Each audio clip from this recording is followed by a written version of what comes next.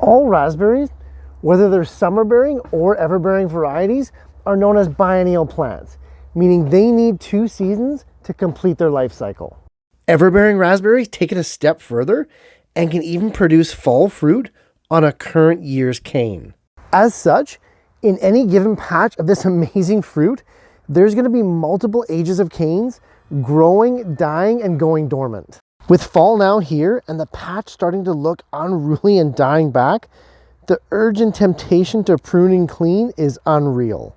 But as we know, pruning raspberries happens when winter leads into spring. That's a task for another day. What we have in front of us today, however, is preparing our raspberries for the coming winter. There's 4 things I do every fall to set up my raspberry patches for the coming cold to ensure maximum harvest next year. So let's get to it.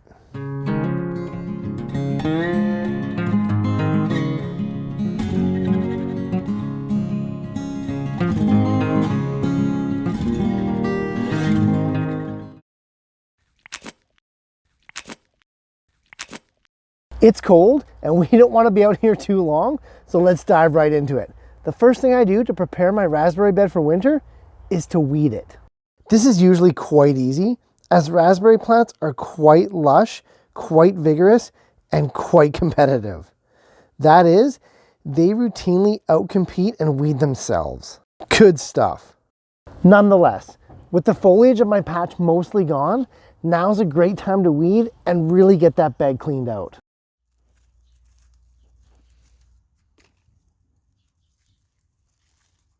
Next, while we still have our cleaning hats on, is to remove any obvious dead canes, any sickly ones, any stragglers that are maybe growing sideways, flopped over, ones that aren't going to make it through the winter.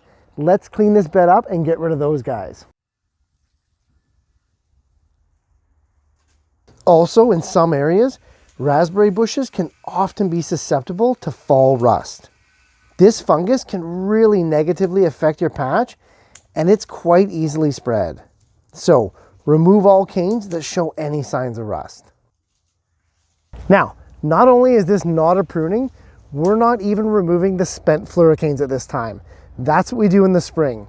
The theory is that even the spent fluorocanes, the ones that have already fruited, they've already given us stuff, they're not going to do anything else, during the winter, they shed valuable carbohydrates back into the perennial shoots, back into the crown of the raspberry plant.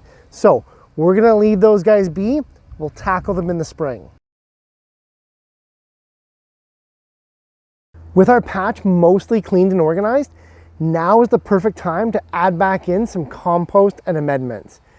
Raspberry plants can be quite heavy feeders, so adding in some much needed nutrients back into that soil now can really aid in next year's fruit production. I prefer not to outright fertilize, especially for plants that are entering a stage of dormancy. Instead, I look for soil amendments to recharge the upper layers of the soil. Remember, feed your soil, not your plants.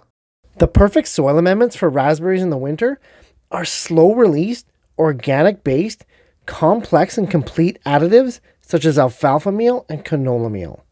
The last thing you want to do is to be hitting these guys with a massive nitrogen blast, prompting them to break dormancy and set new buds. That's the opposite of what we want to be doing here. The best approach is to always feed the soil, not the plants. A mix of either or both alfalfa meal and canola meal, as well as rock phosphate for an organic phosphorus source, and even some Epsom salts as a source of magnesium and sulfur will do wonders for your patch.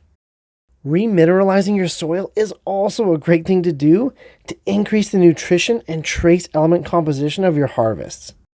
You can do this super easy with just a few tablespoons of rock dust. Mix all your ingredients together for ease of application and simply dust the top layer of your soil in your raspberry patch and you're good to go. This is also a perfect time to be adding in nutrient-rich compost. Not only for the obvious benefits that compost gives us, in terms of micro and macronutrients, microbes, and the general awesomeness that compost gives us, but also to replace the soil in our patches as it sinks and gets used up over time. It's something that berry growers often overlook, and it's a shame because in raspberry patches, the soil always sinks. You always need to replace it every year, or you risk that crown being exposed. Fill it in as much as you can.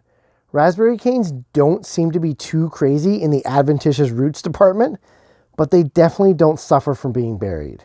And finally, the last step that I employ to winterize my raspberry patch is mulch. Every plant, every crop benefits from a good mulching, and raspberries are no different. So, mulching with a nice thick layer of organic material is going to do several things for my patch. Mulching will definitely suppress any weeds that may try to get established. As well, it'll keep the base of the plants nice and snug and help them to avoid the extreme winter temperature swings.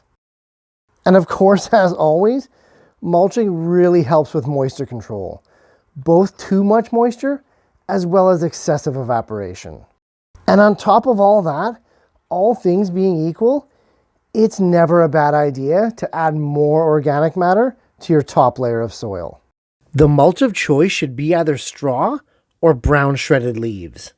Avoid green mulches at this time, such as grass clippings, because as we mentioned before with the soil amendments, we really don't want a nitrogen boost right now. Lay it on super thick, especially if you live in an area that experiences really cold or prolonged winters. The mulch will really insulate and protect next year's primocanes that are now developing within the base of the plant. Cleaning up a raspberry patch has this strange but nice sense of satisfaction. I try to winterize my raspberry patches right before the daytime temperatures actually hit freezing levels. So the plants may have already experienced a few nights of frost, but nothing too drastic.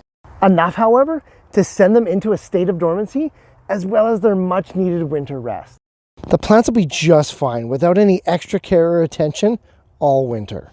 But be sure to join me again in the early spring when we go over all the pruning and spring maintenance techniques to maximize the coming harvest. Hey, if you're a raspberry expert and you have any other overwintering tips or tricks, be sure to share it in the comments down below. Also, if any of you are on Facebook, head on over and join our gardening group called Growing Better. The group has grown phenomenally fast, yet it will never lose its sense of community or its welcoming feel. If you're passionate about growing epic organic fruits, herbs, and veggies for you and your family, the Growing Better group is a great place to hang out, share, learn, and grow. Hey, thanks for watching, guys. If you're getting value in this and the other series that I'm doing on YouTube, hit those like, share, and subscribe buttons if you'd be so kind, and I'll see you in the next video.